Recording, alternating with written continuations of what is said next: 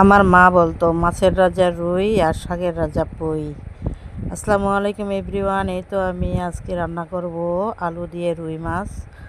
তাহলে দেখতে থাকুন কিভাবে আমি রান্নাটা করি। এই তো রুই মাছ ভেজে নিলাম। মাছটা একটু কড়া করে ভেজে নিতে হবে।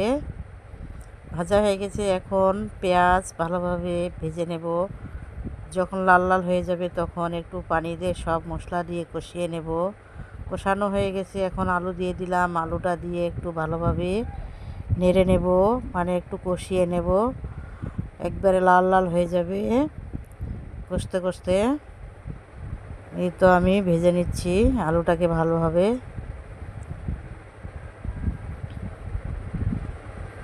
কত সুন্দর হয়েছে দেখতে কালারটা। এই তো হয়ে গেছে আমার কষানো। এখন সেদ্ধ করার পানি দিয়ে দিলাম।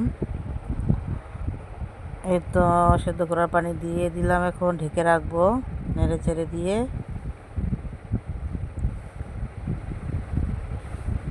তো ঢেকে রাখলাম। তো আমার মতো কারা কারা রান্না করেন অবশ্যই কমেন্ট বক্সে জানাবেন প্রিয় ভাই ও বোনেরা। আর আলু দিয়ে রুই মাছ রান্না করলে অনেক অনেক ভালো লাগে, সাথে যদি থাকে গরম ভাত অনেক ভালো লাগে খেতে।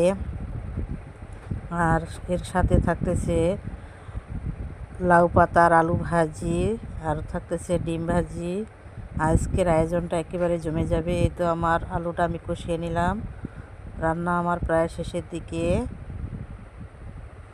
এখন মাছগুলো দিয়ে ভালোভাবে নেড়েচেড়ে একটু জিরের গুঁড়ো দিব, দিয়ে ঢেকে রাখবো। সামান্য একটু ঢেকে রাখবো।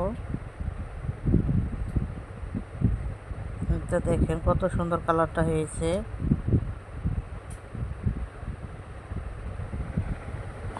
ওয়াও, অনেক সুন্দর হয়েছে কিন্তু কালারটা। আপনাদের কাছে কেমন লাগতেছে জানি না, তবে আমার কাছে অনেক ভালো লাগতেছে। এই তো জিরের গুঁড়ো দিয়ে দিলাম একটু ছিটিয়ে, দিয়ে একটু নেড়ে চেড়ে নিয়ে নিব। তো আপনারা কে কীভাবে রান্না করেন রুই মাছ আর আলু অবশ্যই কমেন্ট বক্সে জানাবেন। আর আমার ভিডিও যদি আপনাদের ভালো লাগে অবশ্যই লাইক কমেন্ট শেয়ার করে পাশে থাকবেন। কিন্তু এইখানে লাউ ভাজি, লাউয়ের পাতা আর আলু ভাজি করেছি। এখানে আছে লাল লাল করে ভেজে রেখেছি ডিম।